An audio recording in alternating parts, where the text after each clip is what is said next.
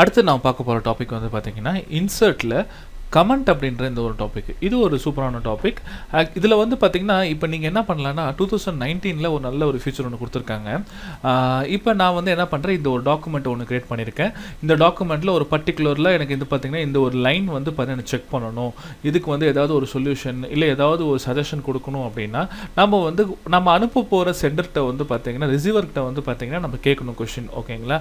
அப்போ நீங்கள் என்ன பண்ணலான்னா எதுக்கு நீங்கள் கமெண்ட் கொடுக்கணுமோ அதை சூஸ் பண்ணி ஆட் கமெண்ட் கொடுத்தீங்கன்னா இந்த மாதிரி உங்களுக்கு கமெண்ட் விண்டோ ஒன்று ஓப்பன் ஆகிடும். சரிங்களா? இது வந்து பார்த்தீங்கன்னா நேம் வந்து பார்த்தீங்கன்னா எந்த யூசருக்கு இப்போ நான் இது என்னோட நேம் இருக்குது. ரீசன் என்னென்னா இந்த word document MS office pack வந்து பார்த்தீங்கன்னா என்னோட பேரில் பர்ச்சேஸ் பண்ணதுனால என்னோட நேம் இங்கே இருக்குது. ஓகேங்களா? என்னோட கம்ப்யூட்டர் நேம் இங்கே இருக்குது. நீங்கள் என்ன பண்ணலன்னா இப்போ இது ஏதாவது வந்து பார்த்தீங்கன்னா செக் பண்ணுங்கள், ஏதாவது ஒரு கமெண்ட் கொடுக்குறீங்கன்னு வச்சுக்கோங்களேன். இப்போ எக்ஸாம்பிளுக்கு செக் அப்படிங்கிறத கொடுக்குறேன். ஓகேங்களா? இப்போ இந்த ஃபைலை நான் வந்து பார்த்தீங்கன்னா வேறு யாருக்காவது அனுப்புகிறேன்னு வச்சுக்கோங்களேன். அவங்க என்ன பண்ணலான்னா இந்த கமெண்ட்டை பார்க்கலாம். ஓகேங்களா? அப்போ இந்த லைனில் எனக்கு இந்த வேர்டை செக் பண்ண சொல்லியிருக்காங்க அப்படின்னு சொல்லிட்டு ஜஸ்ட் கமெண்ட்னா ஒரு நோட்டிஃபிகேஷன் மாதிரி தான். ஓகேங்களா? இப்போ இன்கேஸ் அவங்க ஏதாவது ரிப்ளை பண்ணுறாங்கன்னு வச்சுக்கோங்களேன். இப்போ வேறு ஒருத்தட்டு நான் அனுப்பிட்டேன், அவங்க என்ன பண்ணுறாங்க, இந்த கமெண்ட்டை பார்க்குறாங்க, இதுக்கு ரிப்ளை கொடுக்குறாங்கன்னு வச்சுக்கோங்களேன். இங்கே என் பேருக்கு பதிலாக அவங்க பேர் வரும். ஓகேங்களா? இப்போ இதில் வந்து பார்த்தீங்கன்னா ஆல் ரைட், சரிங்களா? இப்போ ஆல் ரைட் அப்படின்னு ஒரு மெசேஜ் ஒன்று கொடுக்குறாருன்னு வச்சுக்கோங்க.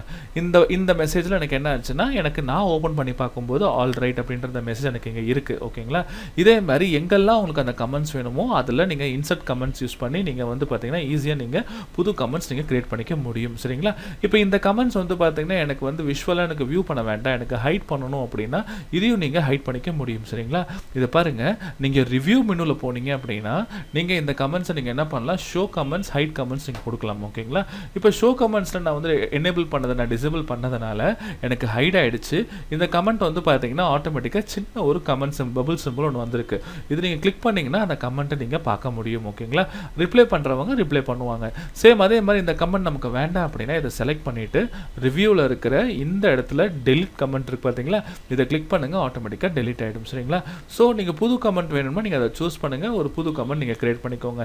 இந்த மாதிரி எத்தனை கமெண்ட்ஸ் சொன்னாலும் நீங்கள் கிரியேட் பண்ணிக்க முடியும். ஓகேங்களா? இதில் பாருங்கள், ப்ரீவியஸ் கமெண்ட் போகணுமா, ப்ரீவியஸ் கமெண்ட் போகலாம், நெக்ஸ்ட் கமெண்ட் போகணுமா, நெக்ஸ்ட் கமெண்ட், இந்த மாதிரி நீங்கள் என்ன பண்ணலாம்னா நேவிகேஷனும் உங்களால் பண்ண முடியும். ஓகேங்களா? கமெண்ட்னா என்னென்னா ஜஸ்ட் ஃபார் டாக்குமெண்டேஷன். நீங்கள் ஏதாவது ஒரு மெசேஜ் வந்து நீங்கள் அனுப்ப போகிறவங்ககிட்ட இன்ஃபார்ம் பண்ணணும் அப்படின்னு நினச்சிங்கன்னா ஈஸியாக நீங்கள் பார்த்தீங்கன்னா இதில் இன்ஃபார்ம் பண்ணிக்க முடியும். ஓகே.